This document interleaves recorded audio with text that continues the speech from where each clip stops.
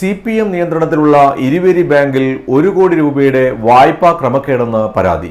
വായ്പാ മാനദണ്ഡങ്ങൾ ലംഘിച്ച് ഒരാൾക്ക് വേണ്ടി പലരുടെയും പേരിൽ വായ്പ നൽകിയെന്നതാണ് ആരോപണം. എന്നാൽ ധനാപഹരണമല്ല നടന്നതെന്നും പരാതിക്ക് കാരണം വായ്പ തിരിച്ചടവ് മുടങ്ങിയതാണെന്ന വിശദീകരണവുമായി CPM രംഗത്തെത്തി. 2019 ജനുവരി 19 10 ലക്ഷത്തിന്റെ 10 വായ്പകളായി 1 കോടി രൂപ ഇരുവേരി സർവീസ് സഹകരണ ബാങ്ക് വായ്പ നൽകിയത്. വായ്പാ മാനദണ്ഡങ്ങൾ പാലിക്കാതെയാണ് ഒരാൾക്ക് വേണ്ടി പലരുടെയും പേരിൽ വായ്പ നൽകിയതെന്നാണ് ആരോപണം. 10 ഇടപാടുകാരുടെ പേരിൽ 10 ലക്ഷത്തിന്റെ 10 വായ്പകളാണ് അനുവദിച്ചത്.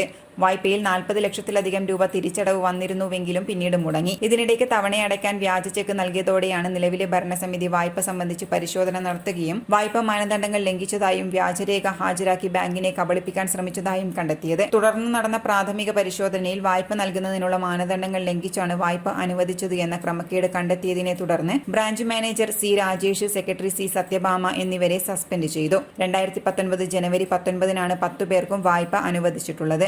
ആവശ്യമായ ഈട് ലഭിക്കാതെയും ദൂരപരിധി ലംഘിച്ചുമാണ് വലിയ തുക വായ്പ അനുവദിച്ചത് എന്ന് ആരോപണം അന്നേ ഉയർന്നിരുന്നു.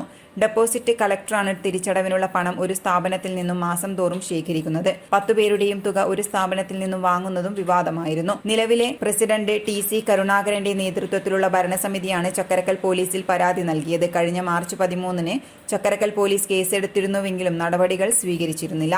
ഇതിനിടെ ഇരുവേരി സർവീസ് സഹകരണ ബാങ്കിനും CPMനുമെതിരെ ചില മാധ്യമങ്ങളും കോൺഗ്രസും നടത്തുന്ന പ്രചാരണം വസ്തുതാ വിരുദ്ധമാണെന്ന് CPM അഞ്ചരക്കണ്ടി ഏരിയ കമ്മിറ്റിയും അറിയിച്ചു. ഇരുവേരി ബാങ്കിൽ നടന്നത് ധനാപഹരണമല്ലെന്നും നൽകിയ വായ്പയ്ക്ക് തിരിച്ചടവില്ലാത്തതാണ് യഥാർത്ഥ പ്രശ്നമെന്നും ഏരിയ കമ്മിറ്റി വ്യക്തമാക്കിയിരുന്നു. വായ്പ കൃത്യമായി തിരിച്ചടവ് ഇല്ലാത്തതിനെ തുടർന്ന് ഇടപാടുകാർക്കെതിരെ ബാങ്ക് നിയമ നടപടി സ്വീകരിക്കുകയാണ് ചെയ്തത്. ഇടപാടുകാർ വായ്പ തിരിച്ചടക്കുന്നതിന് വേണ്ടി ബാങ്കിൽ നൽകിയ ചെക്ക് വണ്ടി ചെക്കാവുകയായിരുന്നു. വായ്പാ മാനദണ്ഡങ്ങൾ ഗൗരവത്തോടെ പരിശോധിക്കുന്നതിൽ വീഴ്ച വരുത്തിയതിന് പ്രാഥമിക അന്വേഷണം നടത്തിയാണ് 2 ജീവനക്കാരെയും സസ്പെൻഡ് ചെയ്തത്. സഹകരണ വകുപ്പിന്റെയും പോലീസിന്റെയും അന്വേഷണം നടന്നുകൊണ്ടിരിക്കുകയാണ്. ഈ കാര്യത്തിൽ സംരക്ഷിക്കാനോ കേസിൽ നിന്നും ഒഴിവാക്കാനോ CPM യാതൊരു ഇടപെടലും നടത്തിയിട്ടില്ലെന്നുമാണ് CPM അഞ്ചരക്കണ്ടി ഏരിയ കമ്മിറ്റിയുടെ വിശദീകരണം. City news, Kannur.